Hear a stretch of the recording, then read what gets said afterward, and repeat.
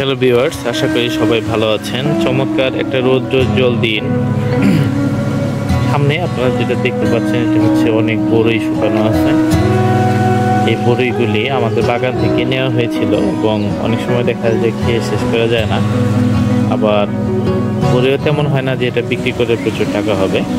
তবে ব্যক্তিগতভাবে আপনারা যদি শখের বসে কিছু বড়ই গাছ লাগান বা বড়ই হয়, তখন অতিরিক্ত বড়ইটা আমরা এভাবে শুকিয়ে রাখি।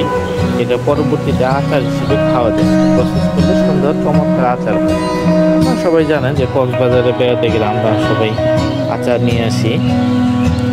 তবে সেই আচার আসলে কীভাবে প্রসেসিং হয় বা সবগুলো বড়ই ভালো হয় কি না আমরা কিন্তু শিওর না। নিজের আচার বানালে বড়ইটা কিন্তু 100% সঠিক থাকে।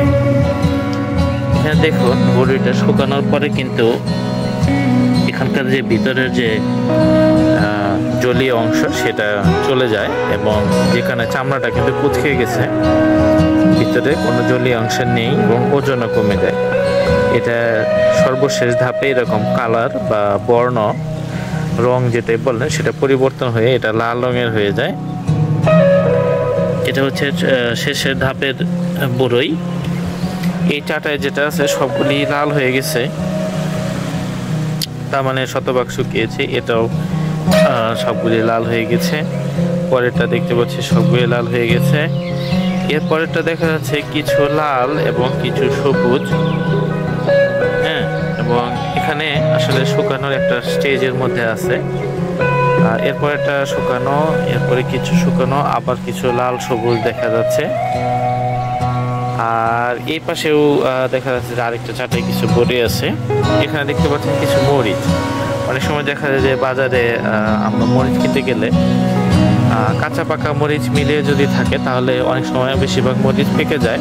সেক্ষেত্রে আপনারা লাল মরিচগুলো যদি রোদে শুকান তাহলে শুকনো মরিচের মতোই স্বাদ হবে এবং একই রকম টেস্ট হবে। তবে আমরা ছাদে বড়ি শুকাতে দেওয়ার পরে আসলে সার্বক্ষণিক এখানে বসে থাকি না, ফলে কিছু সিস্টেম লস হয়। এ কারণে দেখতে পাচ্ছেন যে এদিক সেদিক কিছু ছড়ানো আছে। এই ছড়ানো অংশগুলি আসলে পাখি খেয়েছে আর কি। পাখি খাইলে এই অংশগুলি আর খাওয়া ঠিক না। তবে যে বড়িগুলি পাখি খায়নি সেগুলি মূলত আমরা প্রসেস করব। আর বছরের এই সময়টায় মোটামুটি ভালোই থাকে, রোদের তাপ ভালোই থাকে। ছাদের শুকোতে দিলে যে বিষয়টা হয় যে এখানে ছাদের মেঝের একটা তাপ আছে কংক্রিটের। এই কংক্রিটের তাপ এবং উপর থেকে প্রাপ্ত তাপ, দুটো তাপের কারণেই বড়ি কিন্তু খুব দ্রুত শুকায়। আর এই সিজনে সাধারণত সেরকম বৃষ্টি হয় না, ফলে আপনার ড্যামেজ হওয়ার ঝুঁকি আসলে অনেকটাই কম। আপনারাও নিজস্বভাবে সময় সিলেকশন করে এভাবে বড়ি শুকাতে দিতে পারেন। ফলে সংরক্ষণ পদ্ধতিটা ট্রেডিশনাল, ঐতিহ্যগতভাবেই আমরা এভাবে বড়ি শুকিয়ে থাকি। এক সময় ছিল যখন ফ্রিজ ছিল না, ওই সময় দেখা যেত যে গরুর মাংসটা আমরা এরকম শুকিয়ে শুটকি গরুর মাংস খাওয়া হতো, যেরকম শুটকি মাছ খাওয়া হয়। তো এখন আর ফ্রিজ আসার পরে আর সেরকম শুটকি গরুর মাংস বা শুটকি মাছ, এগুলো শুটকি মাছ বাজারে পাওয়া যায়, তবে শুটকি গরুর মাংসটা তেমন পাওয়া যায় না। যাই হোক, অন্য প্রসঙ্গে চলে এসেছি। তো বড়ির এই ভিডিওটা আশা করি আপনাদের ভালো লেগেছে এবং আপনারা এটা চিন্তা ভাবনা করে এটা করে দেখতে পারেন। বড়ি শুকালে কিন্তু অনেকদিন সংরক্ষণ করা যায়।